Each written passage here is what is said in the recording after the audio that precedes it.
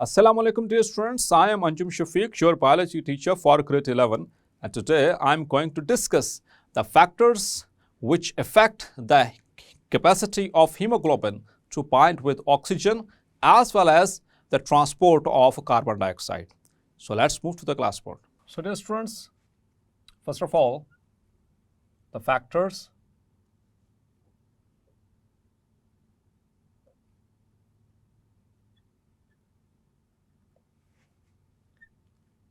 which affect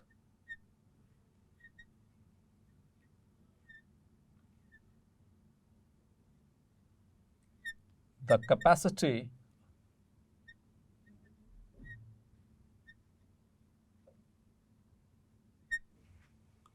of hemoglobin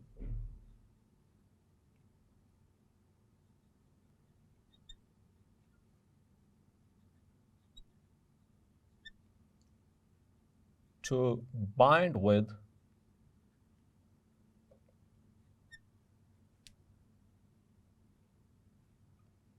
oxygen.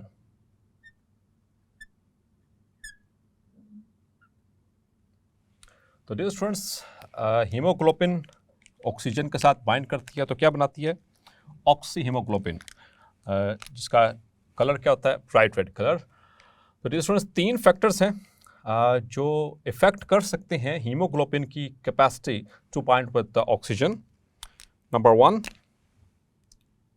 is the carbon dioxide pressure.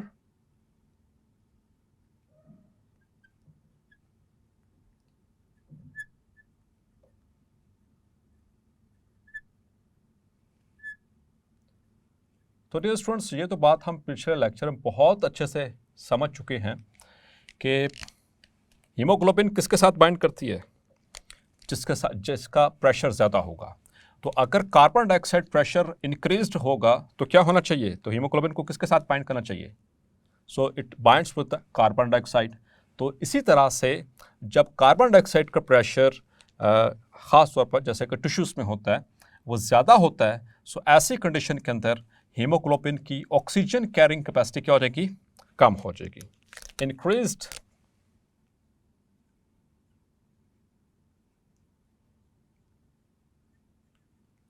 pressure means the partial pressure of carbon dioxide reduces the capacity of hemoglobin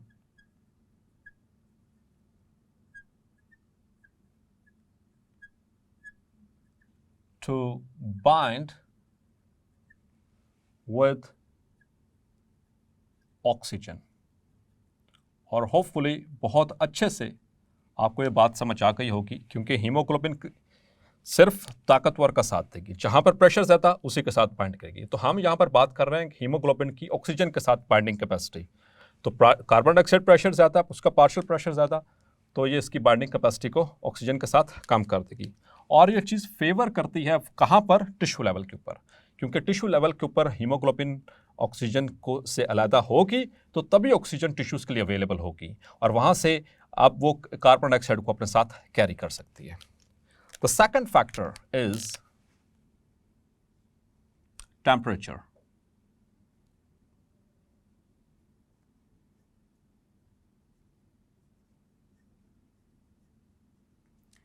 तो dear students, temperature, increase temperature ये भी जो है वो favourable नहीं है haemoglobin को oxygen के साथ बाइंड करने के लिए। सो हाई टेम्परेचर, जैसा कि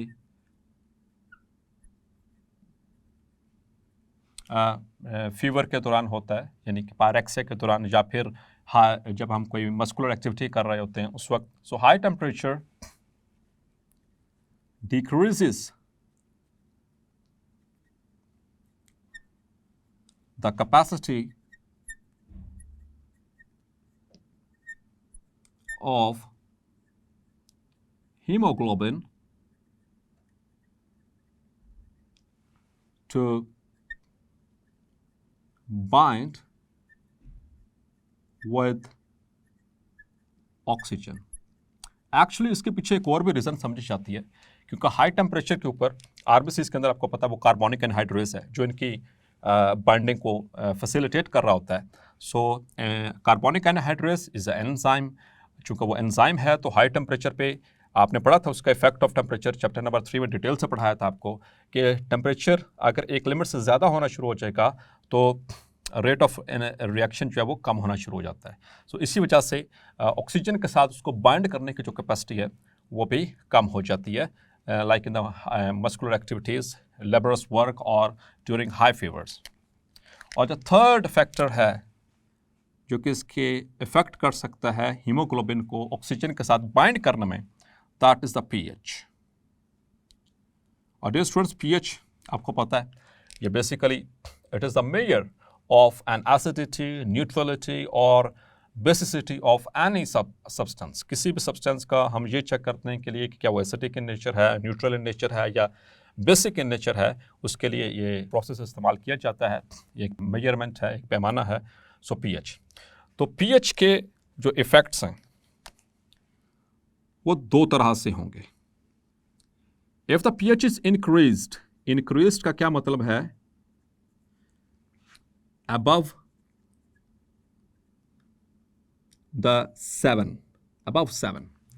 का मतलब कि न्यूट्रल से ज़्यादा. इसलिए डियर स्टूडेंट्स आपको पता है कि ब्लड की नॉर्मल पीएच कितनी होती है.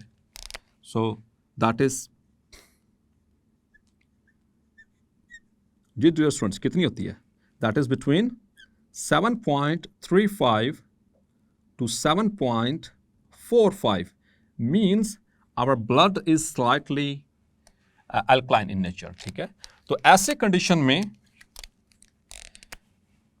इन this state the haemoglobin readily binds with oxygen. Clear?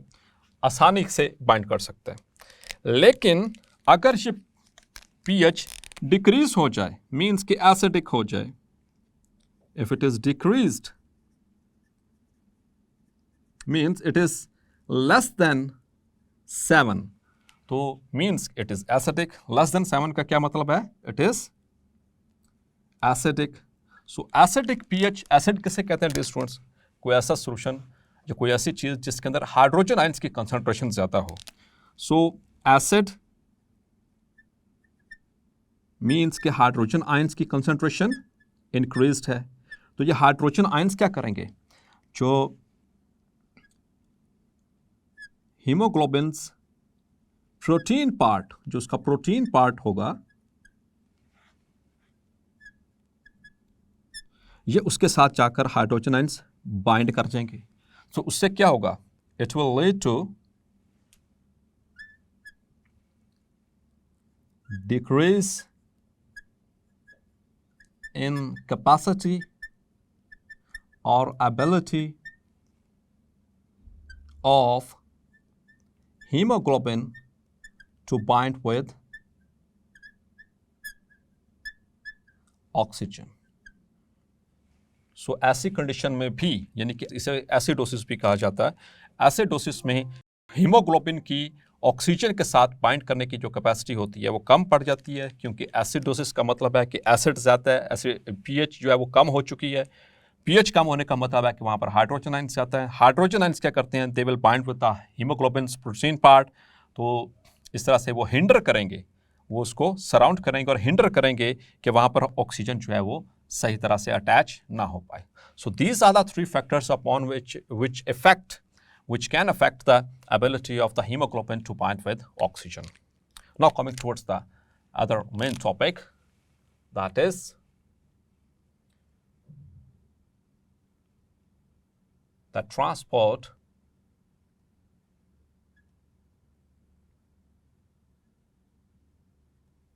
of carbon dioxide, CO2. So how carbon dioxide is transported? तो ऑक्सीजन को तो हमने डिटेल से डिस्कस कर लिया डियर स्टूडेंट्स. एक बात जहन में रखिएगा डियर स्टूडेंट्स कि carbon dioxide is more soluble, ये ज्यादा soluble है, इसकी solubility ज्यादा है, ठीक है, देन ऑक्सीजन से। क्लियर? इन दोनों केसेस को अगर हम कंपेयर करें तो ये आसानी के साथ जो है वो डिसॉल्व हो जाएगी प्लाज्मा के अंदर, टिश्यू से निकलकर आसानी के साथ ये जो है वो उसके साथ डिसॉल्व हो जाएगी। So carbon dioxide is transported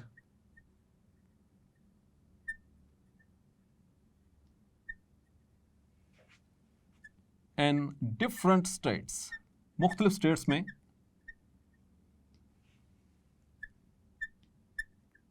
ये ट्रेवल करती है, ट्रांसपोर्ट होती है।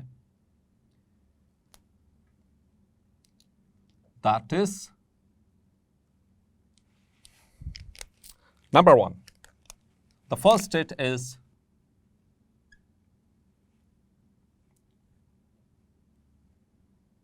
Bye binding with hemoglobin.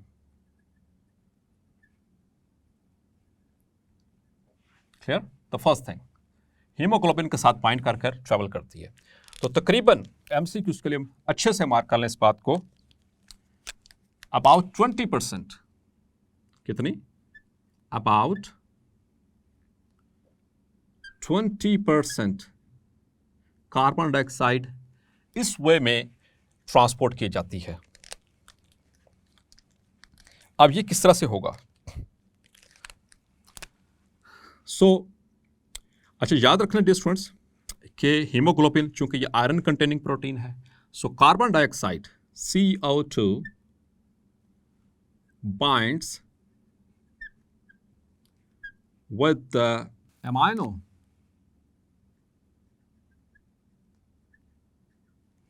terminal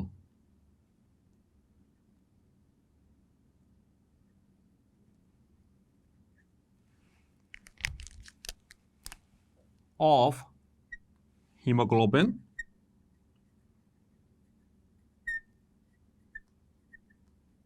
clear?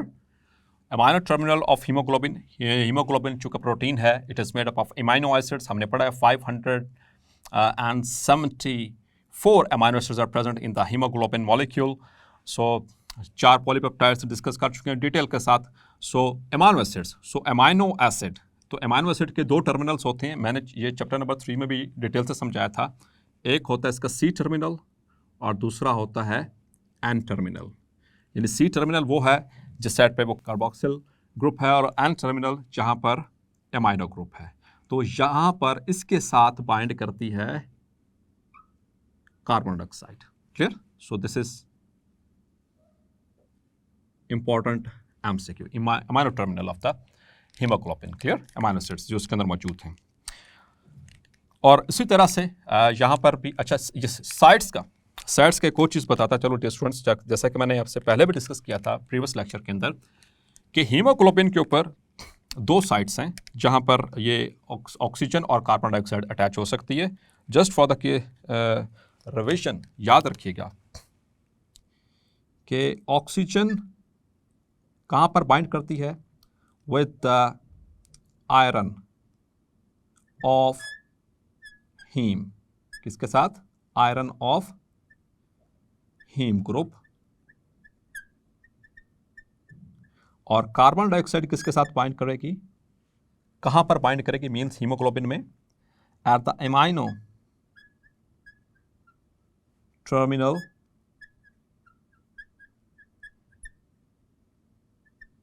Of haemoglobin. यानी कि दोनों की जो साइट्स हैं वो अलग-अलग से हैं। ऐसा नहीं कि एक ही साइड पे बाइंड करती हैं, तो डिफरेंट साइट्स हैं हीमोग्लोबिन के ऊपर इनके बाइंड करने की। So dear students, what happens that the haemoglobin binds with carbon dioxide and it forms HbCO2, that is carb amino hemoglobin. Clear?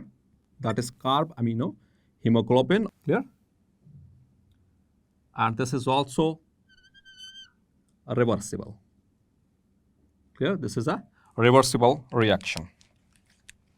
अब dear students, second state क्या है इसकी?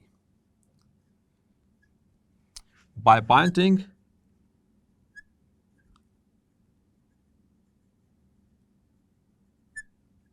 with plasma proteins.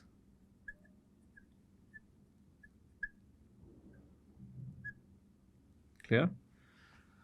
अब जैसा कि हीमोग्लोबिन में प्रोटीन है, इसके साथ तो स्पेसिफिकली 20% तो इस तरह से ट्रांसपोर्ट होगी। अब ये MCQs के लिए मार्क कर लें, इंपॉर्टेंट थिंग है, about 5%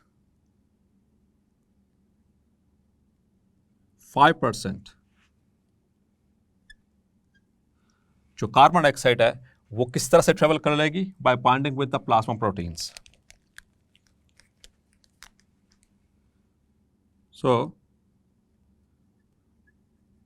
some amount of carbon dioxide binds with the plasma proteins. अब प्लाज्मा के अंदर और भी प्रोटीन्स हैं, चैप्टर नंबर 14 के अंदर भी डिस्कस करेंगे, जैसे कि एल्ब्यूमिन, ग्लोबुलिन, फिब्रिनोजेन। सो उनके साथ 5% उनके साथ बाइंड करेगी plasma proteins and transported, ultimately जाना कहां पर इसने? Transported to the lungs में पहुंचाना किसी ना किसी तरीके इसको, ऐसे भी या ऐसे भी, ये दो तरीके हो गए। The third state is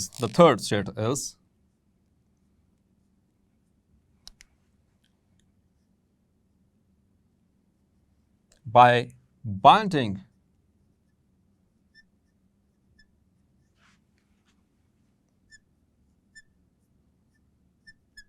with potassium ions with corpuscles. Corpuscle basically cells को कहा जाता है, ठीक है। यहां पर हम बात कर रहे हैं रेड सेल्स की, क्लियर, आरबीसीज की। इनको रेड ब्लड कार्पसल्स भी कहते हैं, रेड ब्लड सेल्स भी कहते हैं। सो दोनों चीजें। So dear students, small amount of carbon dioxide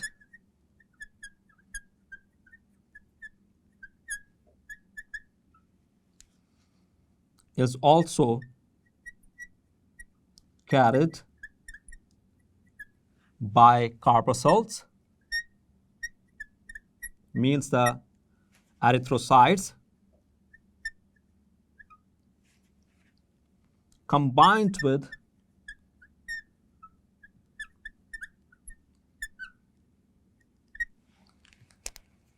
potassium ions, clear. तो ये 3 तरीकेकार हो गए, तो थोड़े बहुत स्मॉल अमाउंट में। तो अब तक देख सकते हैं 20% हीमोग्लोबिन के साथ बाइंड करके एज कार्ब अमीनो हीमोग्लोबिन, और 5% तकरीबन प्लाज्मा प्रोटीन के साथ बाइंड करके, और कुछ थोड़ी बहुत परसेंटेज जो है by it is carried by the corpuscles combined with potassium ions. Potassium ions के साथ वो बाइंड करके पोटाशियम बाइकार्बोनेट्स की शक्ल में ट्रांसपोर्ट होती है, लेकिन ये अंडर डिफरेंट सिचुएशंस, नॉट मतलब कि ऑर्डिनरी यानी जो कंडीशन होती है उसमें नहीं, एक स्पेसिफिक कंडीशंस के अंदर। अब हम बात करते थे मेजर वे, जो मेजर वे है ट्रांसपोर्ट का, जो मेजर स्टेट है, that is as bicarbonate ions. So dear students, याद रखिएगा, that is the major way by which the carbon dioxide is transported, and about 70% यानी 70% कार्बन डाइऑक्साइड बाइकार्बोनेट आयंस की शक्ल में ये जो है वो ट्रांसपोर्ट की जाती है, क्लियर। सो ये होगा क्या? So in the red blood cells, tissues में से निकली कार्बन डाइऑक्साइड, वहां पर इसकी कंसंट्रेशन ज्यादा थी, प्रेशर ज्यादा था। सो वहाँ से ये इनको कौन कैरी करेंगे? द रेड ब्लड सेल्स, और they are now converted into the H2O plus carbon dioxide जो सी प्लाज्मा में आ चुकी है, in the presence of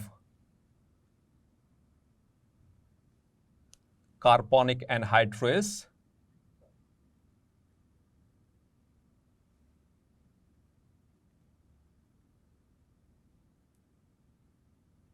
इसको फैसिलिटेट करेगा and forms H2CO3, that is the carbonic acid.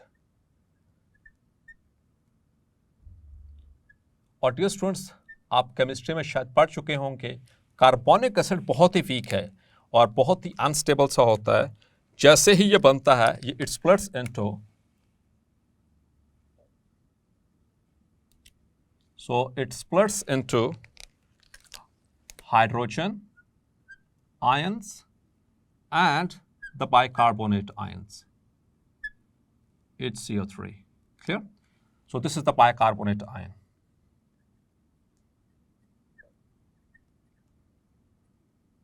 So this bicarbonate ion, it binds with sodium. ये MCQs याद रखिएगा, important है.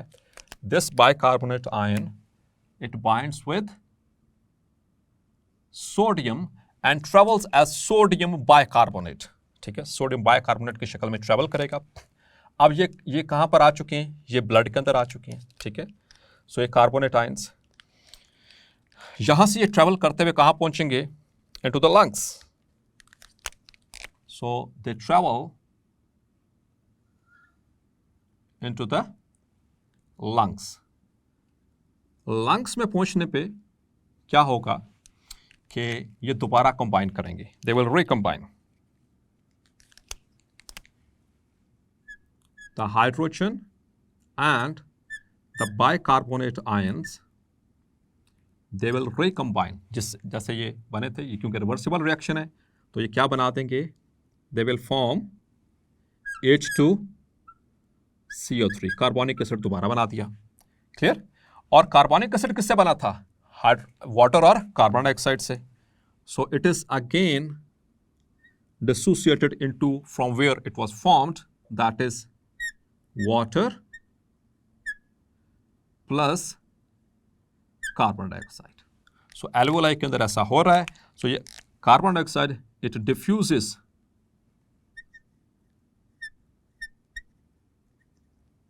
into alveolar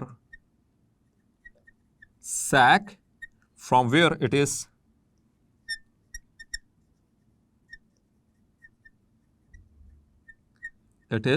exhaled. Clear? यहां से ये एक्सहेल करवा दी जाएगी। सो काम कहां पर स्टार्ट हुआ? टिश्यूज में। टिश्यूज में क्या हुआ था? ग्लूकोज की हुई थी ऑक्सीडेशन, यानी सेल के अंदर ये ऑक्सीडाइज हुआ। ग्लूकोज उससे क्या बनता है आपको पता है, पहले डिटेल के साथ पढ़ चुके हैं चैप्टर नंबर 11 में, चैप्टर नंबर 12 के अंदर। सो जब ग्लूकोज ऑक्सीडाइज होता है तो क्या बनता है? Water plus carbon dioxide cell के अंदर। अब ये दोनों कंबाइन करेंगे तो क्या बना देंगे? Carbonic acid. कार्बोनिक एसिड जैसे ही बनता है ये स्प्लिट कर जाता है into hydrogen ion and bicarbonate ion. यहाँ से ये इसके सोडियम के साथ कंबाइन करके और ये कहाँ पहुँच गया? ब्लड के अंदर। So this is in the blood, मतलब सीरम के अंदर पहुंच चुका है, हमारे प्लाज्मा के अंदर पहुंच चुका है। वहां से ये ब्लड से ट्रेवल करता हुआ कहां पहुंचेगा? To the lungs. लंग्स में कहां पर? जो एल्वेओलर कैपिलरीज हैं। एल्वेओलर कैपिलरीज में क्या होगा? So this reaction is occurring in the एल्वेओलर capillaries. एल्वेओलर capillaries में ये हाइड्रोजन और बाइकार्बोनेट आयन दोबारा एक दूसरे के साथ अटैच होंगे और ये क्या बना देंगे? कार्बोनिक एसिड दोबारा से। कार्बोनिक एसिड जैसे किससे बना था? वाटर और कार्बन डाइऑक्साइड से, तो ये दोबारा उसमें स्प्लिट करेगा। अब कार्बन डाइऑक्साइड यहाँ से वो एल्वेओलर कैपिलरीज से होते हुए कहाँ पर जाएगी? इनटू द डिफ्यूज करेगी एल्वेओलर सैक के अंदर और वहाँ से ये एक्सहेलेशन के जरिए removed. So 70% it travels as bicarbonate ions by binding with sodium, ये MCQ 70%। okay? और अब हम बात करते हैं थोड़ी सी कंसंट्रेशन की। The concentration